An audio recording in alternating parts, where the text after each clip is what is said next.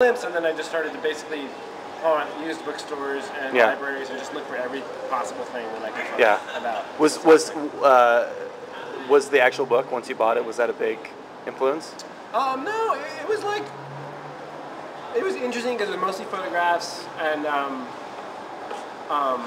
there were a couple photographs that were kind of intriguing and made me want to investigate more, but it turned out that it was essentially like somebody had taken a lot of very commonly available photographs and like made a book out of it. Okay. And like put a book out. So it wasn't a particularly remarkable book. Yeah. But it was, for better or for worse, the gateway that I started. And then that was 12 years ago. So I mean, when does an actual story start to happen? I read, like, for 2.5 years. I just read stuff. Yeah. And when I first had the idea, I really had no characters in mind. I just had the setting. Yeah. And I just read as much as I could. And the more I read, certain things would start to like bubble up to the surface. Congeal and and a lot of visual inspiration, like various photographs. August Sander, do you know him? I don't. He was a photographer working at the time who traveled all around Germany, sort of documenting all the different German types. So his photograph would say. Be a portrait of somebody, and it would say school teacher. Okay. Or priest. Or the different whatever. Stations in life at the time. Right. And some of them are actually quite famous, but like he would just list their job. Yeah.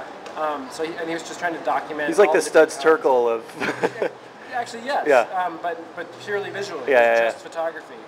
And a lot of his books of photographs are still widely available today. And so I just discovered all these great resources, and like there's lots of great, the art movements at the time were really interesting, and there's lots of books now recording that. And one of the most important books I read was a novel called Berlin Alexanderplatz by this guy Alfred Döblin.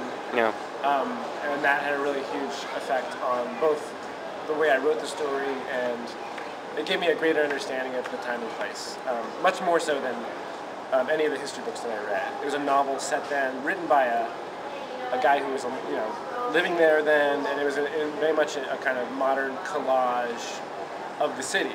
Even though it had a plot and characters, it was also this portrait of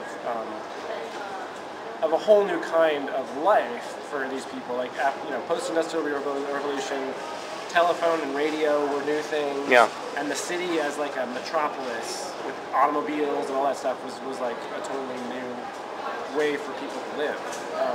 And this novel was a great distillation of that. So that was a huge